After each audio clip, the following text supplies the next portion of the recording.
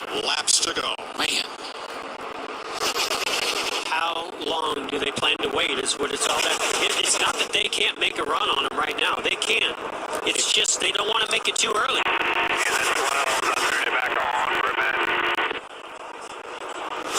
In 58 prior Daytona 500s, 10 times the race has been decided with a last lap pass.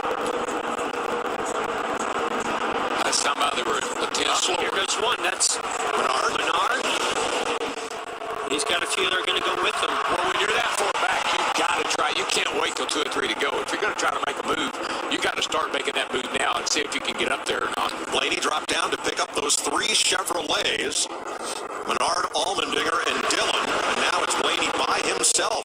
Now, see, Number 21. Now he's got racing side by side back there too much. It only helps Chase Elliott because these 3 cars, Truex Jr., Kurt Busch, the 42 of Larson, they cannot get enough energy by themselves. They need help. They need other cars pushing in order to get enough of a run to go by them. Here's the second place team, Truex, on fuel. Everybody's just trying to save a little fuel. I think what's going on. We're right at it. So anything you say is just what we are to the good. Hey, save it all. I'm going with now. Okay. Coming to 8 laps to go. And in that draft are 11 cars, any one of which could win the 500.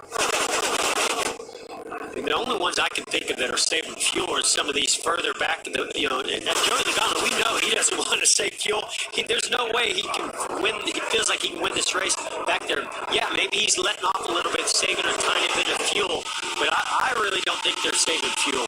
I don't either. That's the first thing in my mind. I think you got to try to, if I run out of fuel, run out of fuel. I'm trying to win the darn race.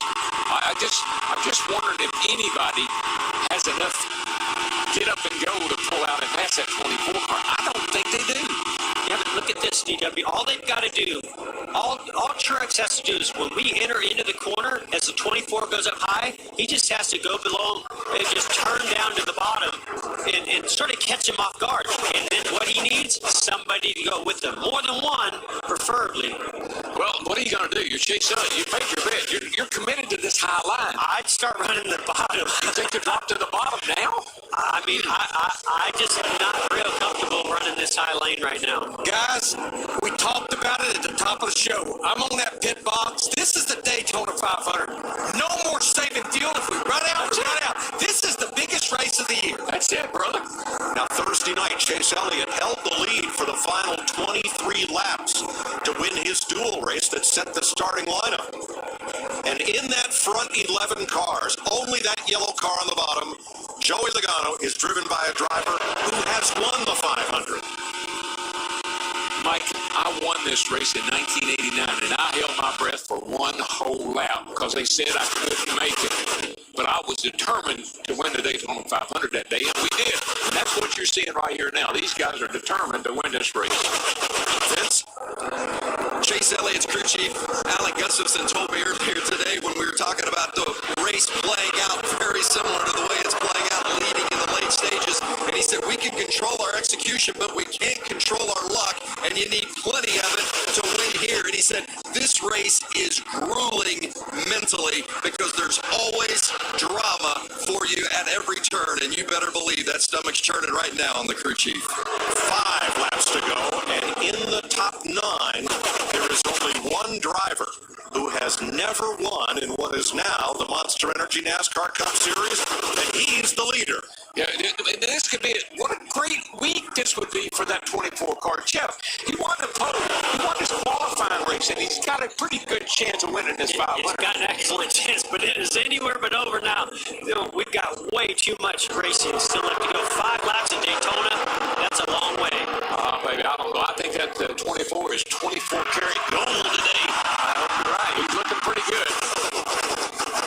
I'll take if I'm going to be anywhere, I want to be where he is.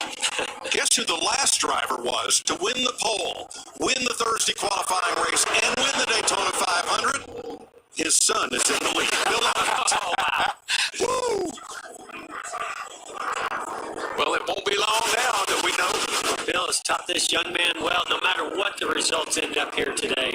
Now, there's that little lead you were talking about. He got a little bit out in front of the 78 and the 41. Yeah, that doesn't bother, Chase Elliott too much because there's another gap back to the 42. They've all got to stack up, and then a big gap between the 78 and the 24. I think that, look at this, 42. Larson's making a move. This is going to change everything right here. Well, what if somebody would go with him? But he slid up. He slid right in there. Wow. What a move. Now, we know that little 42 car is aggressive. How cool is that? He dove down there to see if anybody was going to go with him. They didn't. He was able to slide right back up into the position, never lose any momentum. I think that surprised Kurt Busch. I don't think he expected that. I think that surprised Kyle Larson. I think he's surprised nobody went with him. Late charge from the back. Joey Logano to the inside. He's going to get a little help maybe from Ryan Blaney. You got a little side draft there. In that 42, you've got an aggressive young man that might just be willing to push that 78. He's got to run. He's got to fuel. Oh, no. You're kidding. Great opportunity for Mark Briggs Jr. right here. Now the question is, can the 78 hold these guys off? Can he do it? 2 laps to go. So it sounds like maybe it just stumbled a little bit. He was able to flip that switch for that reserve. Now it's back running again, but just lost all the momentum. I think it's changed everything. No, I think it's changed everything. Kyle Larson to the bottom for the lead. He's going to clear him. Here comes the 41 now with the big run. Oh, the race is on now, boys. It's anybody's race now.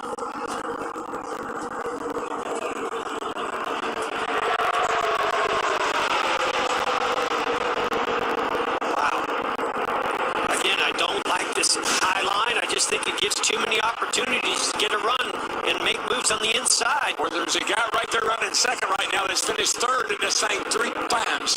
The white flag waves. 1 lap to go. Sponsored by Credit One Bank. Yeah, when I think of experience and knowledge here at Daytona, I think of Kurt Busch. He's been so close so many times.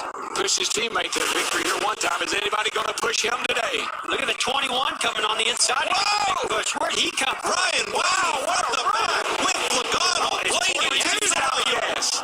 42's out of gas. Who else is going to run out? 21 is, I'm not so sure. Well, I think he's okay. He's still going. Now, if the 47 can get up behind the 21, give him a push, he might get there, but I don't know. I think this might be Kurt Busch's day. Looks like he's going to come home a winner. Kurt Busch has been the bridesmaid in the Daytona 500. Here they come off turn 4 for the final time.